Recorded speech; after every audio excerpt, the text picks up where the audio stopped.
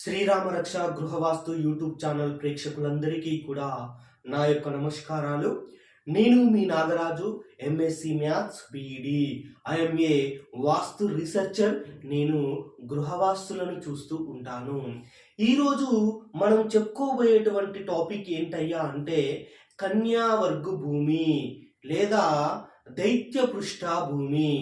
మరి కన్యావర్గు భూమి అంటే ఏమిటి, దైత్య పృష్ఠ భూమి యొక్క లక్షణాలు అనేటువంటివి ఏ విధంగా ఉంటాయి అనేటువంటిది ఈరోజు మనం చెప్పుకోబోయేటువంటి టాపిక్. సో మెయిన్ హెడ్డింగ్ అనేటువంటిది పెట్టేసుకున్నట్లయితే కన్యావర్గు భూమి. కన్యావర్గు భూమి ఇక్కడ మనము మ్యాప్లో చూపించినట్లుగా, అంటే ఇక్కడ నేను బోర్డు మీద చూపించినట్లుగా ఇది ఒక భూమి కనుక అనుకున్నట్లయితే ఈ భూమికి ఇది తూర్పు దిక్కు అనేటువంటిది అవుతుంది.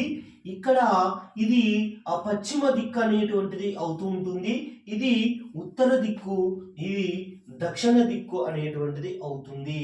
ఒక భూమి కనుక అనుకున్నట్లయితే ఈ భూమికి ఇది తూర్పు, ఇది పడమర, ఇది ఉత్తరము, ఇది దక్షిణము. అదే విధంగా ఇది ఆగ్నేయము, ఇది ఆగ్నేయము, ఇది ఈశాన్యము, ఇది ఈశాన్యము, ఇది నైరుతి, ఇది నైరుతి, ఇది వాయువ్యము, ఇది వాయువ్యము అనేటువంటిది అవుతుంది. మరి కన్యావర్గు భూమి గురించి టాపిక్ కాబట్టి మరి కన్యావర్గు భూమి అంటే ఏంటయ్యా అంటే ఒక భూమికి పశ్చిమ దిక్కు రాజవీధి లేదా నీచ స్థలము గనుక ఉన్నట్లయితే అటువంటి భూమిని మనము కన్యావర్గు భూమి అంటారని చెప్పుకున్నాము. ఏమది? ఒక భూమికి గనుక పశ్చిమ దిక్కులో, ఒక భూమికి పశ్చిమ దిక్కు రాజవీధి లేదా నీచ స్థలము గనక ఉన్నట్లయితే దానిని మనము కన్యావర్గు భూమి అంటారు. రాజవీధి లేదా నీచ స్థలం అంటే ఒక రోడ్ అని అనుకోవచ్చు. దీనినే మనము కన్యావర్గు భూమి అని అనుకోవచ్చు. మరి ఈ యొక్క కన్యావర్గు భూమినే దైత్య పృష్ఠ భూమి ఇక కొన్ని సందర్భాలలో పిలువబడుతూ ఉంటుంది. మరి ఎటువంటి లక్షణాలు గనుక ఉన్నట్లయితే అది దైత్య పృష్ఠ భూమి అనేటువంటిది అవుతుందయ్యా అంటే మనకు మహర్షులు చెప్పి ఉన్నారు. పూర్వాగ్ని శంభు కోణేషు చున్నతిచ్చ యదా భవేత్ పశ్చిమే చ యదా నీచం దైత్య పృష్ఠో విదియతే దైత్య పృష్ఠో భవేద్వాసో లక్ష్మిర్నయతి మందిరే ధనపుత్ర పశూనాంచ హరినేవ న సంశయః. ఇక్కడ అంటే ఈ శ్లోకాల యొక్క అర్థం ఏంటంటే ఫస్ట్ పూర్వాగ్ని శంభు కోణేషు చున్నతిచ్చ యదా భవేత్. ఇక్కడ పూర్వ అంటే తూర్పు దిక్కు అవుతూ ఉంటుంది.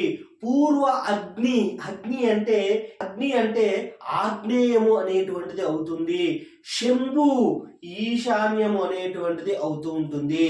అంటే పూర్వాగ్ని శంభు కోణేషు చున్నతిచ్చ యదా భవేత్ అంటే ఈ యొక్క పశ్చిమము కంటే, పశ్చిమ దిక్కు కంటే, పశ్చిమము రోడ్డు కంటే కూడా ఈ తూర్పు, ఈ ఆగ్నేయము, ఈ ఈశాన్యము అనేటువంటివి ఉచ్చ స్థితిలో అంటే ఎత్తుగా గనుక ఉన్నట్లయితే అది దైత్య పృష్ఠ భూమి అనబడుతుంది అని మహర్షులు చెప్పి ఉన్నారు. మరి అటువంటి దైత్య పృష్ఠ భూమి వల్ల జరిగేటువంటి అనర్థాలు ఏమిటయ్యా అంటే దైత్య పృష్ఠో భవేద్వాస లక్ష్మీర్నయతి మందిరే ధన పుత్ర పశూడాంచ హరినేవ న సంశయః. ఎటువంటి సంశయం అనేటువంటిది లేకుండా ధనము, పుత్రులు, పశువులు యొక్క నాశనం అనేటువంటిది సంభవిస్తూ ఉంటుంది. అంటే ఈ విధంగా దైత్య పృష్ఠ భూమి కనుక ఉన్నట్లయితే ఆ ఇంట్లో ధనము నశిస్తూ ఉంటుంది, పుత్రులు నశిస్తూ ఉంటారు, పశువులు నశిస్తూ ఉంటాయి అని మహర్షులు ఈ శ్లోకం ద్వారా చెప్పి ఉన్నారు.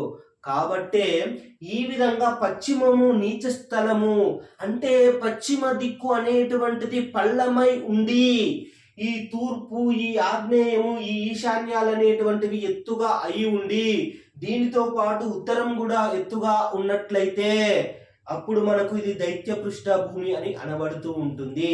మరి మనకు పేరులోనే ఉంది ఏమది, కన్యావర్గు భూమి అని. మరి పశ్చిమ రాజవీధి లేదా పశ్చిమ రోడ్డు ఉన్నటువంటి గృహముల యందు ఆడవారి యొక్క ఆధిపత్యం అనేటువంటిది చాలా ఎక్కువగా ఉంటుంది. ఇది పశ్చిమం అనేటువంటిది మగవారి పైన అత్యధిక ప్రభావం అనేటువంటిది చూపుతూ ఉంటుంది. కాబట్టి పశ్చిమ దిక్కు యందు ఎటువంటి వాస్తు దోషాలు ఉన్నా అది మగవారి పైన అత్యధిక ప్రభావాన్ని చూపుతూ ఉంటుంది. కాబట్టి మగవారు అనారోగ్యానికి గురై మంచాల పడెదరు, అకాల మరణాలు చెందరు, వారి యొక్క విలువలను కోల్పోవుదురు.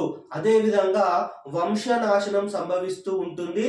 ఆడ సంతతి అనేటువంటిది, స్త్రీ సంతతి అనేటువంటిది ఎక్కువగా అవుతూ ఉంటుంది. విధవ ఆధిపత్యాలు అనేటువంటివి ఎక్కువగా ఉంటాయి. అదే విధంగా ఆడవారి ఆధిపత్యాలు, ఆడవారి డామినేషన్స్ అనేటువంటివి ఎక్కువగా ఉంటాయి. ఒకవేళ ఇల్లరికం వెళ్ళినప్పటికీ కూడా అక్కడ ఆడవారి యొక్క ఆధిపత్యం అనేటువంటిదే ఎక్కువగా ఉంటుంది. మనకు వాస్తు శాస్త్ర ప్రకారము పశ్చిమము వాస్తు దోషం ఉన్నట్లయితే మగవారి పైన, దక్షిణము వాస్తు దోషం ఉన్నట్లయితే ఆడవారి పైన అత్యధిక ప్రభావాన్ని చూపుతుందని చెప్పుకున్నాము. కాబట్టి ఈ పశ్చిమ రోడ్డు ఉన్నప్పుడు గృహ నిర్మాణం చేసేటప్పుడు చాలా జాగ్రత్తగా చేయాలి. ఎటువంటి పరిస్థితులలో గృహము యొక్క బేస్మెంట్ లెవెల్ అనేటువంటిది ఈ పశ్చిమం రోడ్డు కంటే ఉచ్చమై ఉండరాదు, ఎత్తుగా ఉండరాదు. అప్పుడు ఈ పశ్చిమం అనేటువంటిది పల్లమైపోతుంది. పల్లమైపోవడం వల్ల మగవారు అనేక రకాలైనటువంటి దుష్పరిణామాలను, క్లిష్టమైనటువంటి సమస్యలను ఎదుర్కోవాల్సి వస్తూ ఉంటుంది. కాబట్టి పశ్చిమము రోడ్డు ఉన్నప్పుడు గృహ నిర్మాణం చేసేటప్పుడు తూర్పు భాగం యందు అధిక ఖాళీ స్థలం ఉండే విధంగా చూసుకునవలేను.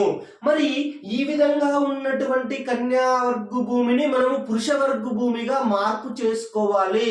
మరి పురుషవర్గు భూమిగా మార్పు చేసుకోవాలనంటే ఖచ్చితంగా మనకు తూర్పు దిక్కులో ఒక రోడ్డు వచ్చే విధంగా మనము మ్యాపింగ్ అనే ఒక ప్లాన్ అనేటువంటిది వేసుకోవాలి.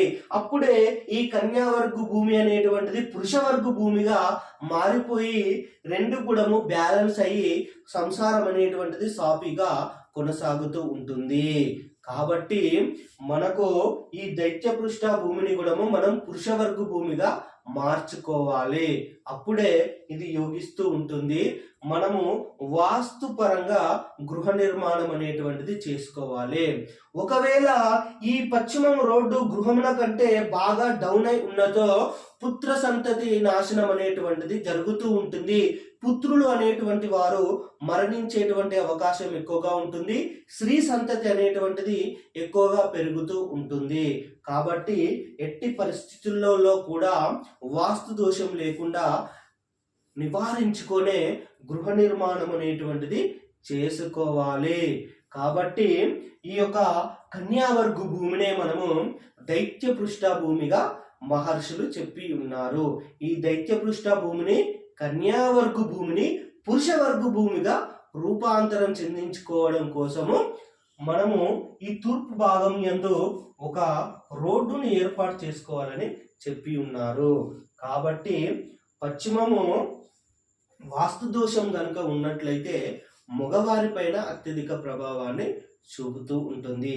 అది పిల్లలైనా పెద్దలైనా మగ జెండర్ అంటే మేల్ జెండర్ ఎవరైతే ఉంటారో వారిపైన అత్యధిక ప్రభావాన్ని చూపుతూ ఉంటుంది. కాబట్టి చాలా జాగ్రత్తగా గృహ నిర్మాణం అనేటువంటిది చేసుకోవాలి.